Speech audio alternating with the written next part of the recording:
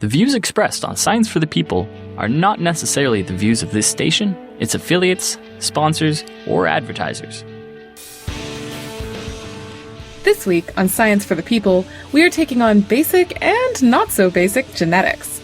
We'll speak with science writer Tina Saey and geneticist Julian Knight to use real genetics to tackle an unreal question. How do you get to be a wizard in the wizarding world of Harry Potter? Welcome to Science for the People. I'm Bethany Brookshire, a science writer with Science News and Society for Science in the Public. And for the purposes of this podcast, I am also a Gryffindor. I am here today with Dr. Tina Saey, a science writer with Science News magazine. Great to have you, Tina. Hi, it's great to be with you.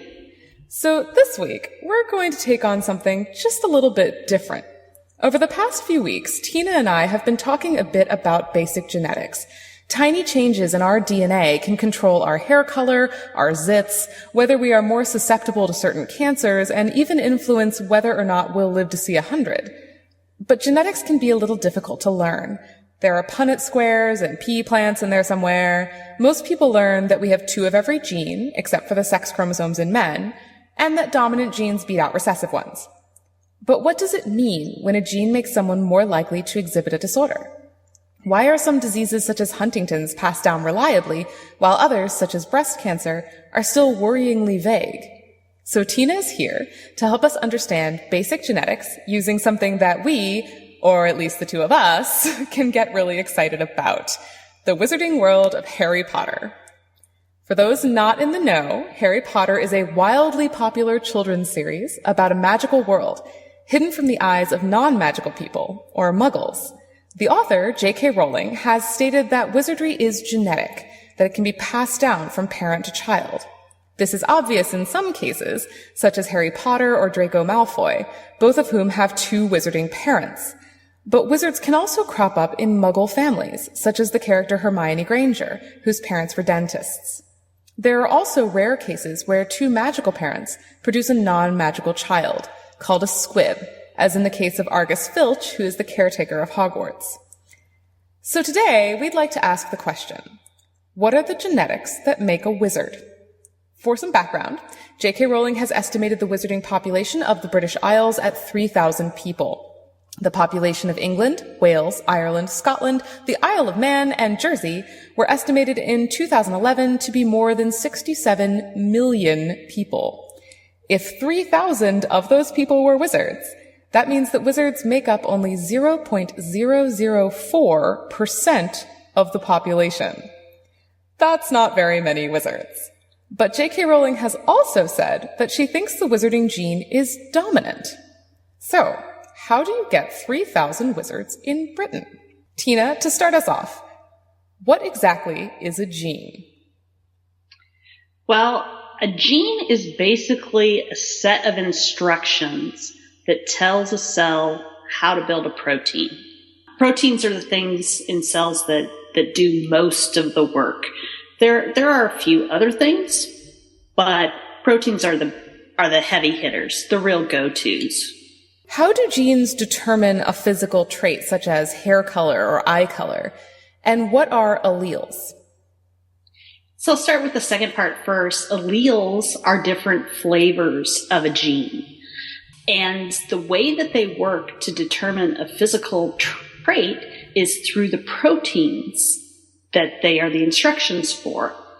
So a gene will make a protein, and that protein then will work together with a whole bunch of other proteins to build up a cell and then build the organism, and voila, at the end, you come out with a working model human being. So alleles are kind of like ice cream flavors? A little bit like ice cream flavors, where you have the basic set of instructions. You might have heard DNA referred to as your genetic instruction book. So genes are made up of DNA. These little chemicals that are strung together in a very, very long string. It's meters long. For non-metric audiences, that means it is actually several feet long for each chromosome. And you inherit one copy of each of your chromosomes from your mother and one copy from your father. And along those long strings of those chromosomes are the genes. So you can think of this as like a really super long roll of paper. And for most of the paper, it's blank. There's no information. But every now and again, about 1 to 2% of the time, you'll have some very densely worded instructions about how to make protein. And so the cell will read off those different instructions and figure out, which tab A goes into which slot B, and they will proceed to build a person or an animal or what have you over the course of development. And then even once you are done cooking, your genes and your proteins are still going to be working hard to help you think, to make you breathe, to digest the food that you eat, to produce the energy that you need, to determine when you sleep, all sorts of things like that. And whether or not you're a wizard. And whether or not you're a wizard. And how do these genes get combined together when they get passed on from one generation to the next? Well, when you are making the next generation, you do that by producing eggs and sperm. So first of all, you start with a cell that has 22 sets of regular chromosomes and one set of sex chromosomes. So the sex chromosomes are the X and the Y. Women have 2 X's and men have X and Y. But both sexes have the 22 pairs of the other chromosomes. But an egg and a sperm only has one set of chromosomes. So half of the total number of chromosomes that would be in a regular cell. So in a regular cell, normally there would be 46 chromosomes. But an egg and a sperm have to get down to 23 chromosomes. And then when they recombine, you go back to 46. When they recombine, you go back to 46. When the egg and sperm get together, then you create the fertilized egg, which has 46, and then all the rest of your cells will have 46 chromosomes, except for a few cells, like the red blood cells, that just kick all the DNA out. So you're getting half of your genes from your dad and half of your genes from your mom. And for each gene, you will get one from your dad and one from your mom. And some of those will be dominant and some of them will be recessive, those genes. Many people have heard those terms. What do they mean? So dominant and recessive are referring to sort of the relationship that you would see between these different alleles, the different flavors that we were talking about of the genes. A dominant allele is one that is going to exert its will no matter what. It will overwhelm what the other one is doing. A recessive allele, on the other hand, is not going to do that. It will only show its colors when both the copy that you get from your dad and the copy that you get from your mom contain the recessive allele, that recessive flavor. But these are not value judgments, right? These are absolutely not value judgments. Recessive doesn't necessarily mean bad, and dominant doesn't necessarily mean good, and vice versa. You can have both situations in both cases. So what is an example of a dominant mutation that people might have heard of? So one example of a dominant mutation that is probably the most commonly heard of dominant is Huntington's disease. Now, this is a disease that strikes the brain and causes people to have a lot of movement problems, and it's progressive and degenerative, and it usually strikes later in life.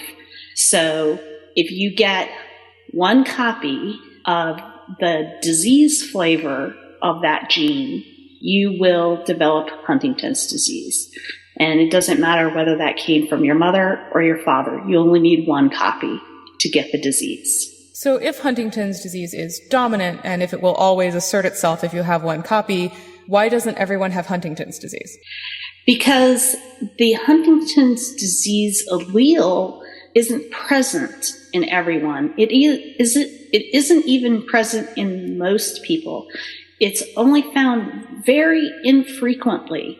So what we have to talk about here too is that there can be lots of different flavors of genes, and different percentages of people within a population may have each flavor. And very, very few people have the Huntington's alleles. So it's estimated that that Huntington's disease is only in 3 to 7 people out of every 100,000 of European descent. And that number is lower in Africans and the Japanese population. In the Japanese, I believe it's only maybe 1 in a million people have a Huntington's disease allele. So it's not going to show up because it's not present very often. And that's a measure of a gene's frequency, is that correct? That's right. That's what we call the allele frequency. And recessive mutations, what's an example of a recessive gene that people might be aware of? Well, you probably have heard of redheads and gingers. I have heard of redheads, yes. So that's actually a recessive trait. So there is a gene called MC1R, and that makes a protein that sits on the surface of cells that make pigment. In the allele that the redheads have, that protein is not active, and so the cell only makes red pigment. In other people, the protein would be active and it would make black pigments. And with recessive mutations, yes. Recessive mutations are only expressed if one person has both copies of the recessive gene. If that's the case, how come these mutations don't breed out? How can they persist? Well, because they're not always bad. Take another really famous example of a recessive mutation that you might have heard of, sickle cell anemia. So this is a problem that a lot of people have, especially people who are of African descent, where their red blood cells will form these sickle shapes, and they'll get stuck in your organs, and they'll jam up in your blood vessels, and it's very, very painful, and it causes a lot of damage. It's terrible. And that happens when you get 2 copies of the sickle cell gene. But if you have only 1 copy, you have a higher chance of not getting malaria. So it can actually protect you against malaria. How does that work? Nobody's really sure exactly why having the sickle cell gene protects you from malaria, but it does. It's a very well-known protective event. And another really famous example of a recessive disease is cystic fibrosis. This is a disease that happens when you have a mutation that stops a protein that moves salt in and out of your cells. When that stops working. But also, when you have only 1 copy of that, you are resistant to things like tuberculosis and cholera. So, in that case, it can be really good, but you don't want to have cystic fibrosis. That can be really bad. You get a lot of buildup mucus in your lungs and your digestive enzymes don't work correctly, and people die at very young ages. So, it's both good and bad. And those hidden advantages are the reasons why a lot of these recessive alleles just haven't gone away. But also there's the element of chance. And that's really important when we're talking about genetics and evolution, that sometimes things just stick around because they've hitched a ride with something that is good or something that's neutral. And sometimes it's a function of time. It isn't bad enough that natural selection has weeded it out yet. And then there's also the possibility that you can get a recessive allele by having a new mutation. So every time you replicate your DNA, so every time you make a new copy of your instruction book, you can make a mistake. And sometimes that mistake will hit a really important gene, and you can then develop a disease as a result. I would also like to state for the record that redheads, though a recessive mutation, are not a disease. Redheads are absolutely not a disease. Totally value neutral. They are, I would say, often very, very lovely variants. So we just talked about frequency, and you mentioned that Huntington's disease is a dominant mutation, but it's at very low frequency in the population. But there's also a concept in genetics called penetrance. What is penetrance?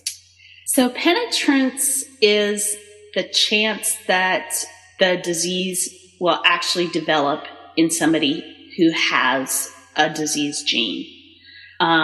We don't really know why, but a lot of times people can have a disease gene but not get the disease. Take, for instance, breast cancer. There's a couple of mutations in two genes that are known as BRCA1 and BRCA2, or BRCA1 and 2. Women who have mutations in those genes have a really high chance of developing breast and ovarian cancer. It's up to 70 to 80% by the time they're in their 70s. But not everybody who has the exact same mutation as somebody who got breast cancer, not everybody's going to get it. And we don't really know why that is. Some of that may be because you have other things that are protecting you from it, other genes that are protecting you from it.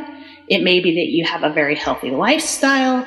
It may be other environmental things that we just don't understand at this point. You're listening to Science for the People. We'll be back after this.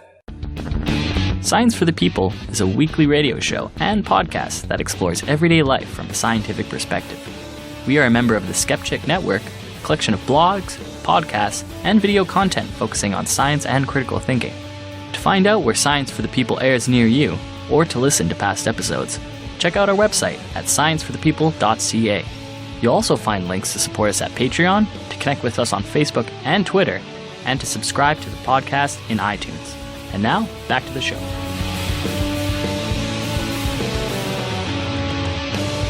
This is Science for the People. I'm Bethany Brookshire, and I'm here with science writer Tina Saey.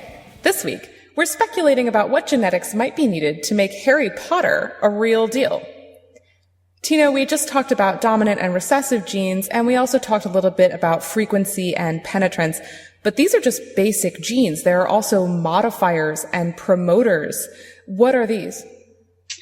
So a promoter is something that it's like the control station for a gene. It determines when that gene is going to turn on and when it's going to be turned off. And that's important. You have to have the right timing when it comes to genetics. You don't want some genes turning on at the wrong time, and you don't want them turning off at the wrong time too. Modifiers can be lots of different things. In this case, we're probably going to be talking about other genes that determine how much of a particular protein is being made from the gene that we're interested in, for instance, because how much of a protein can determine how big of a job that protein can take on. Or you can have modifiers that cause a protein to do a slightly different job. Because one of the dirty little secrets in genetics is that, at least in humans, for genes, one gene can make lots of different proteins. In bacteria and viruses and simple organisms like that, it's usually one gene makes one protein. But in us, a single gene can make many different varieties of proteins, and each of those proteins can have a slightly different job. So it's important to have the right protein for the job, and modifiers can shift which job your protein and your gene is going to be doing. And when we were talking about promoters, there's actually, it's not in wizardry, but there is another fantasy world that actually has a promoter gene implicated in its expression. Which one is that one? Well, I think that the X gene that makes X-Men is possibly a promoter mutation.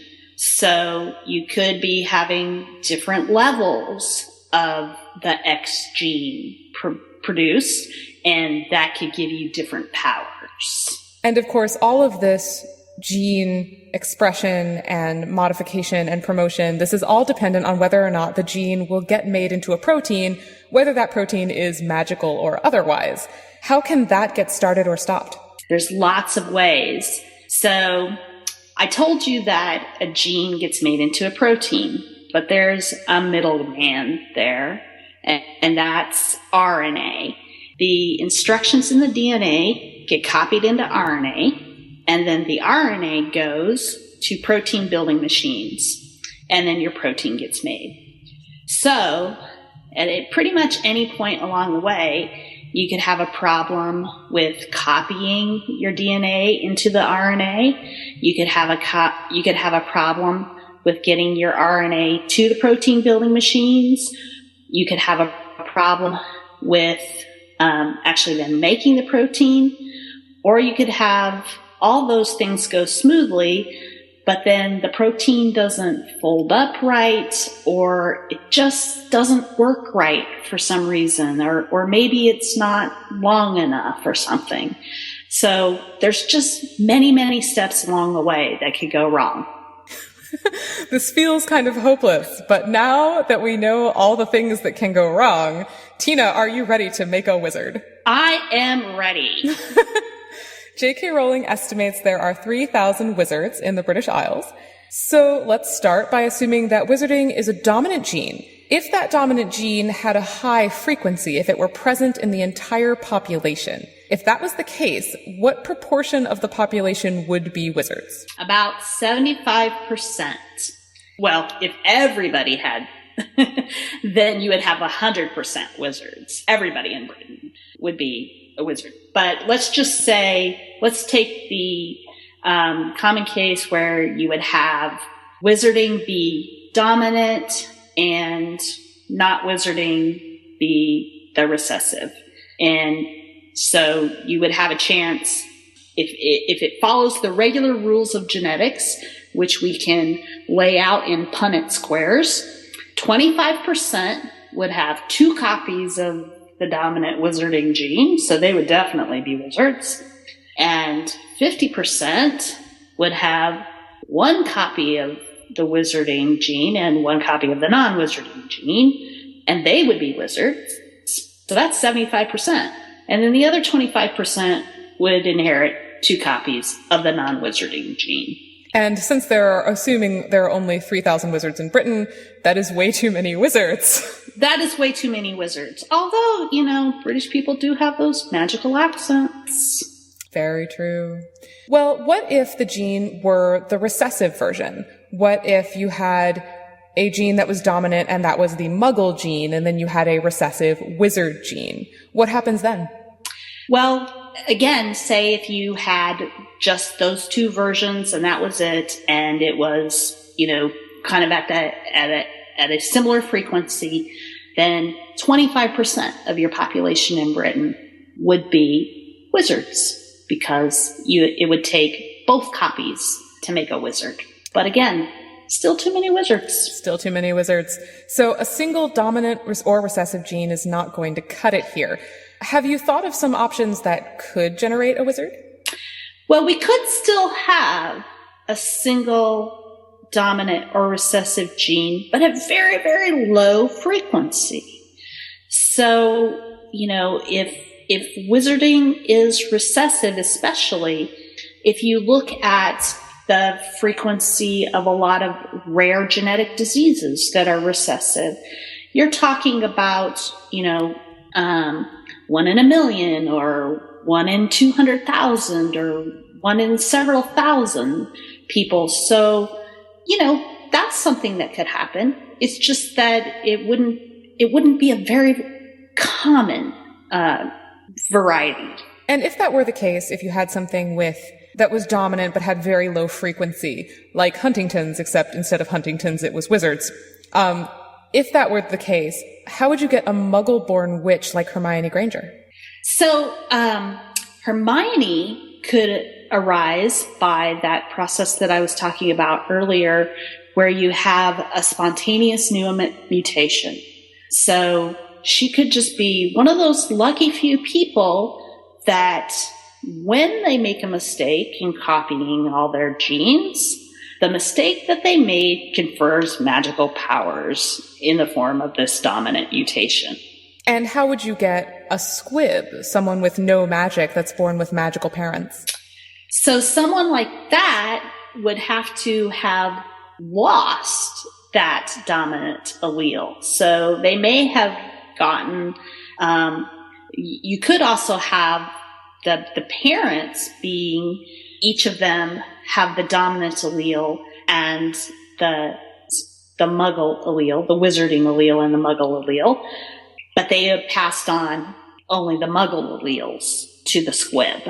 This would make squibs relatively common, though. Even in something that was dominant but with low frequency, this would actually make the proportion of squibs much more common than it seems to be in the books. Is that right?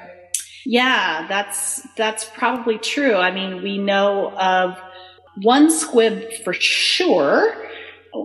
Hagrid's not exactly a squib because he's not from a pure magic family. Well, and he was admitted to Hogwarts and actually got all the way through his second year before he was kicked out during the first opening of the Chamber of Secrets. Well, that's true. That's true. Nerd moment. So Hagrid doesn't really count as a squib. It's Filch that we know is the squib, the caretaker, and he does seem to be a rarity. So in that case, you would have the reverse situation, perhaps, where the wizarding allele, as Hermione got lucky and got a wizarding allele, poor Filch, his wizarding allele may have gotten damaged and prevents him now from doing magic. We were talking about a gene that has high dominance but very low frequency. What kind of a ratio in the population would this genetic change have to give you only 3,000 wizards in Britain? Well, this would have to be something that was present in less than 1% of Britons to give you that low of a frequency. That would be a very rare mutation indeed. And there's also an element here of assortative mating, because with only 3,000 people in the wizarding population, pureblood wizards are, well, they're marrying their cousins. The book even mentions the Black family marrying a lot of their cousins. Is that okay? Actually, marrying your cousin isn't as bad as we used to think it might be for genetics and being inbred. Obviously, there have been a lot of cases where marrying your cousin, such as the royal families of Europe, intermarrying, produce people who had some problems, like, for instance, hemophilia, the disease where you get cut, you can bleed to death. But for people who don't do it generation after generation after generation, it's not that bad. It's not appreciably worse, so as far as they can tell, than marrying someone else who is maybe not your cousin, but, also not your complete opposite. This is Science for the People, and we're talking about fantasy genetics with Tina Saey, a science writer at Science News. But now we're going to take a quick left turn back into reality and go from fantasy wizards to the possibility of real-life superheroes. Tina, you recently wrote a story about a new paper that posited the existence of genetic escape artists, people who have genes that should cause them to have symptoms of a disorder, but appear to be perfectly fine. Who are these people, and why were scientists looking for them? So these people are 13 people out of almost 600,000 people that scientists were looking at, who they were people who had donated their DNA for genetic research. About 400,000 of them are customers of 23andMe, a company that does genetic testing. And the others came from various places in China and Europe and the United States. And scientists were looking for them because although we've identified disease genes, so genes that when you have a mutation in them can cause a genetic disease, knowing what those genes are hasn't necessarily always allowed us to do anything about the disease. And so Stephen Friend and his colleagues, they started thinking about, how can we find solutions to the problems of these diseases? And they hit on the idea that if you had somebody who had these recessive alleles, but didn't have the disease, those people have already naturally solved the problem.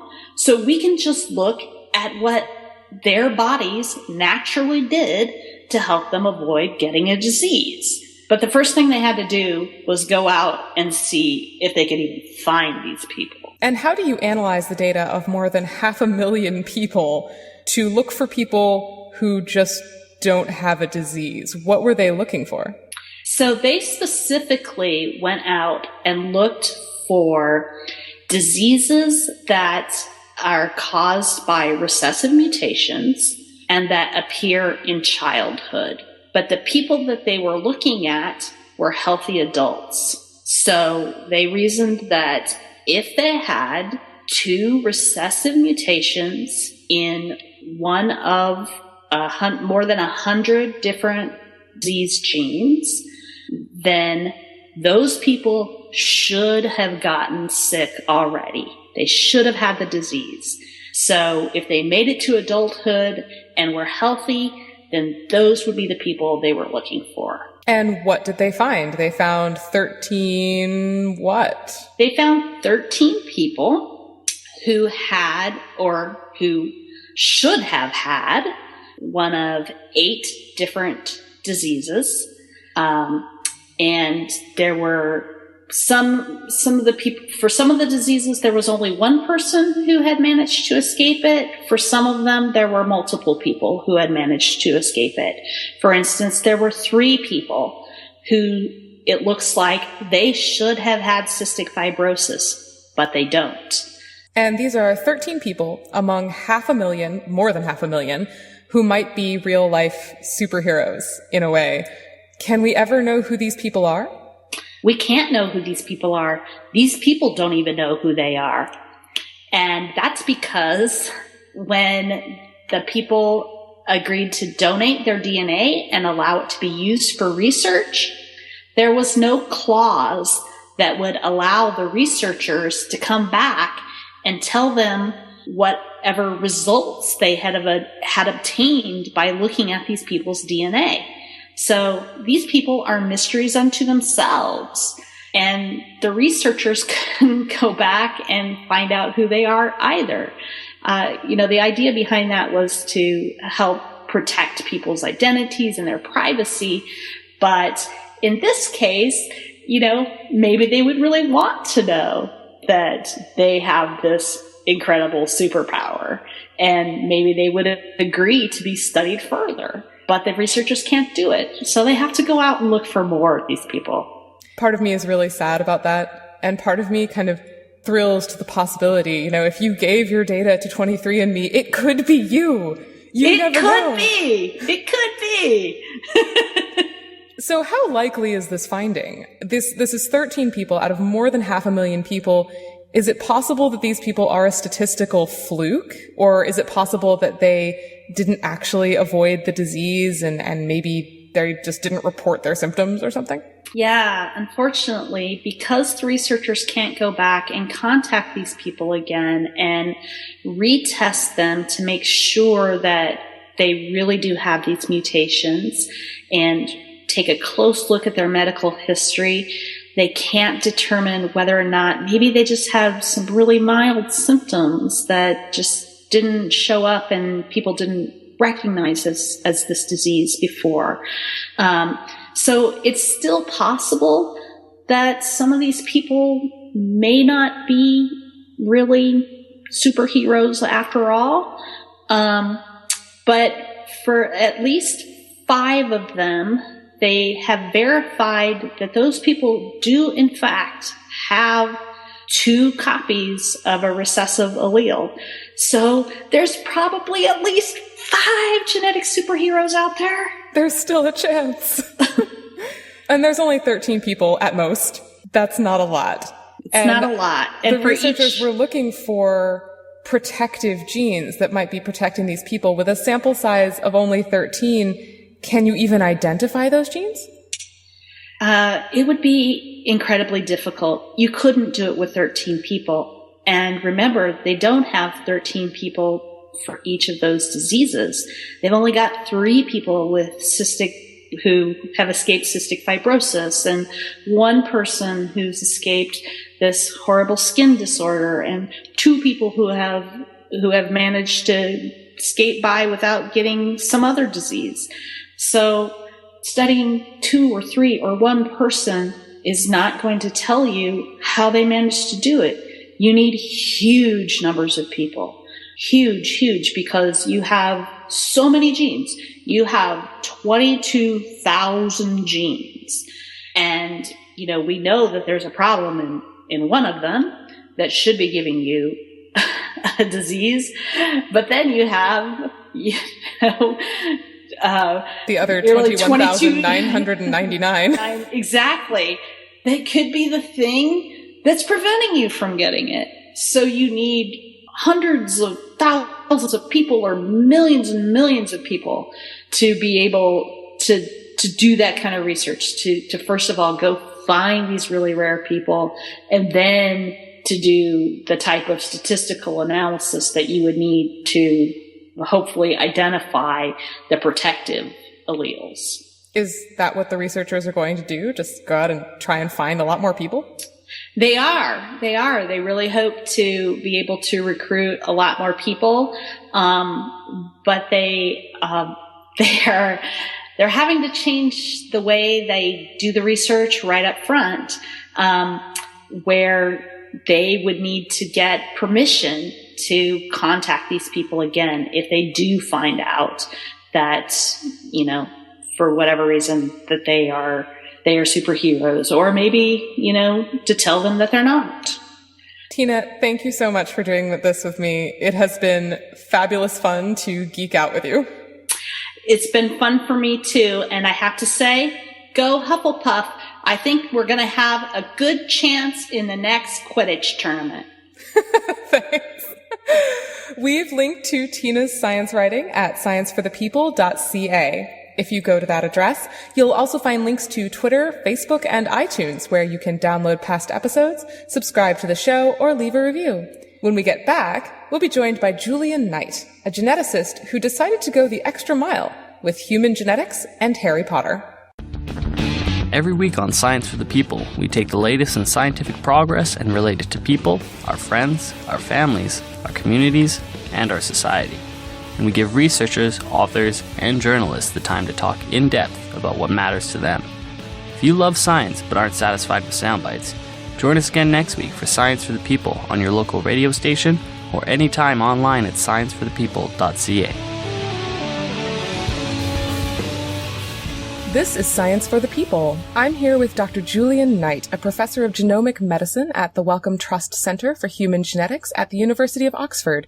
He studies how different genes in people might contribute to the way their immune systems behave. But back in 2007, he took on a genetic study that was a bit more, shall we say, magical. Great to have you with us, Julian. No, it's wonderful to be able to do that. So, first of all, I want to ask, have you been sorted into Hogwarts? Well, I come from a family of pretty hardcore fans, and it's something that I hadn't gotten around to, but I have to say that I have now, thanks to some help from my daughter, been on the Pottermore site, and I was sorted, and I was pretty excited to end up in Gryffindor. Oh, I'm a Gryffindor too! House pride. Okay. To get started, there have actually been a couple of commentaries and short pieces in scientific journals by scientists about the genetics of Harry Potter. And a comment in Nature in September of 2005 stated that while some people wanted to use wizardry and Harry Potter to teach genetics, they didn't think there was enough evidence to suggest that wizardry was genetic at all. But J.K. Rowling has stated that wizardry is genetic. What do you think?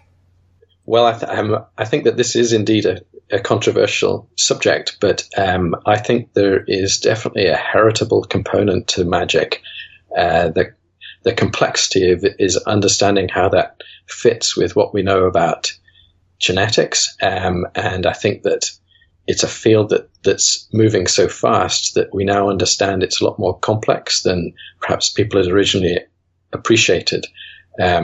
So whilst it might be that magic doesn't fit with simple genetic models, I think there are ways of thinking about genetics whereby we can come up with some hypotheses of how genetics could be inherited and some of the ways that it could be operating.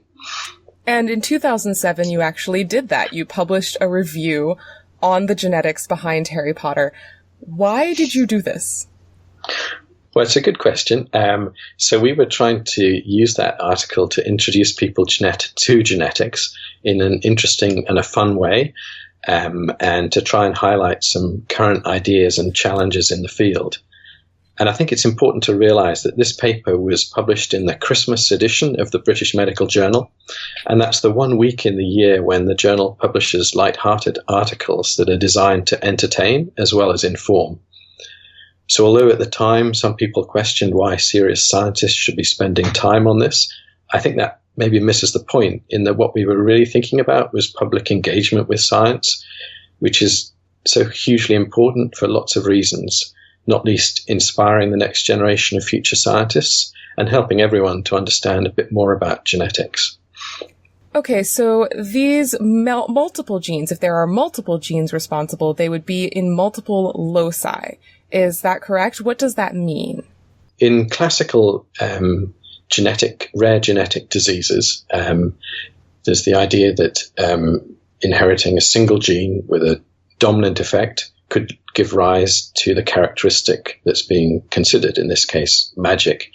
And what we were thinking about was whether actually a number of different genes could be involved and genetic variation in those that might be accounting for the patterns of inheritance that we saw in the various characters in the Harry Potter books. Because we were certainly convinced that there was strong evidence for a genetic effect, based, for example, on the large family lineages, such as you see with the Black family, or indeed the evidence from the twins that are described in the Harry Potter books, which would strongly support a genetic effect. And indeed, what we see with Harry himself, where he's raised with muggles after the death of his very magical parents, which helps to distinguish between genetic and environmental effects. So, given that we have squibs in the books, and we have people with magical ability arising from two parents who are muggles, we felt that this didn't fit with a single gene having a dominant effect. So we considered the possibility of multiple genes being involved and having modifier effects. So what I mean by that is that you could come up with a hypothesis that there could indeed be a dominant mutation in a gene that's involved in a very general way with how other genes are regulated. And this is taking us into a field called epigenetics. And there are genes which encode proteins called histones, and they're involved in packaging up all of our DNA to make it work. So you can think about DNA as a blueprint of instructions for life, and we need to know how to switch on particular bits of those instructions at the right time to make proteins. And it turns out that our DNA is packaged up in all our cell nuclei into chromatin, and this is very tightly controlled, as you can imagine, and that's a very important process. So if something happened with a mutation that affected one of these histone genes, that could change the whole packaging of our DNA within the cell nuclei and the way that genes were switched and off, such that you would see a magical type expression of genes. And we know that there are lots of different types of regulatory sites across the genome that control the way genes are switched on and off. So our magical enhancers, if you like, would join that list of regulatory elements.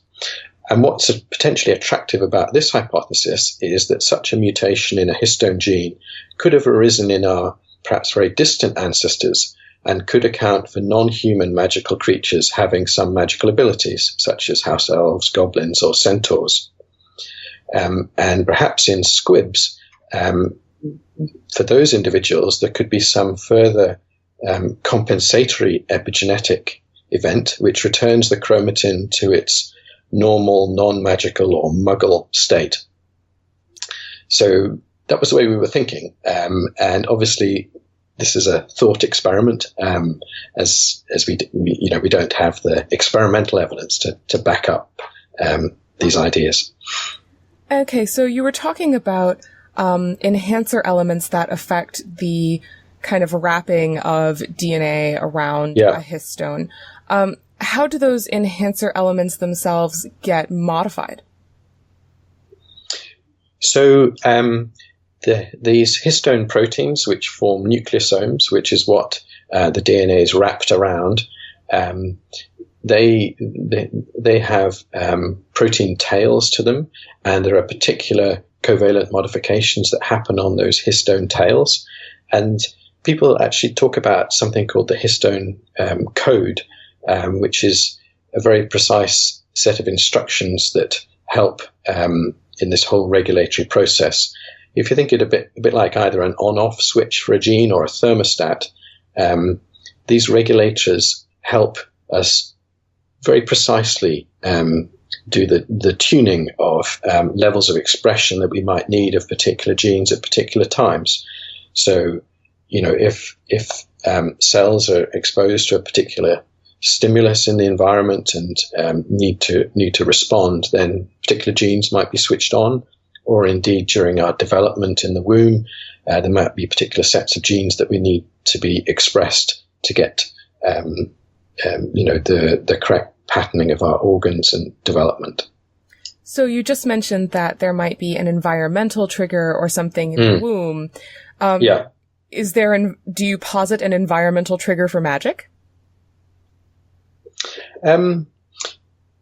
Well, at the moment, I would say no. But the other important thing to bear in mind in terms of magical ability is that it's variable. So you can compare the extraordinary skills of Albus Dumbledore, headmaster at Hogwarts, with the relative ineptitude of Crabbe and Goyle, who, as I'm sure you remember, are the sidekicks of Draco Malfoy.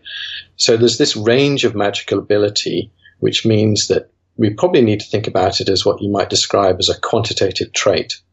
And definitely when you're thinking about quantitative traits, that tends to involve the contributions of multiple genes rather than single gene effects. Okay, and you talked about multiple genes. How do these multiple genes get passed down all together when wizards, for example, marry other wizards? Yeah, so that's interesting, isn't it? Because it might be that this mutation that could well be dominant within the histone gene.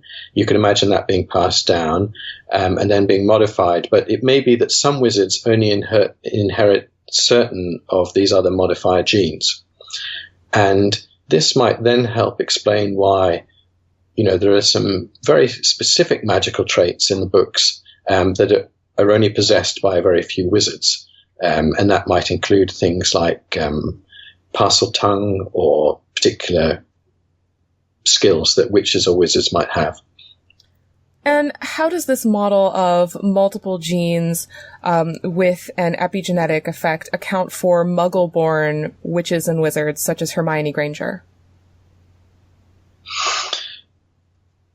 Well, that's where we still struggle a bit. Now, there's the possibility that a mutation can occur again by chance, and it's a pretty small chance of a mutation occurring in a particular gene to affect its function in a particular way that would give rise to magic.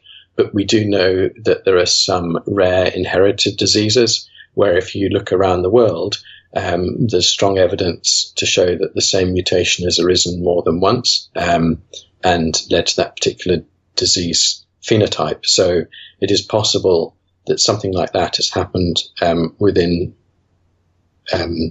the setting of magic, or the possibility that in some way, if you went back in Hermione's family, perhaps there were squibs there, or there was some evidence to suggest that there could have been some magical abilities. But maybe Hermione is not a great example, because it does seem from the books that she's the daughter of two Muggle dentists in a pretty resolutely Muggle way, with no family history of magical abilities. So we, as always, as scientists and geneticists in particular, we like more data.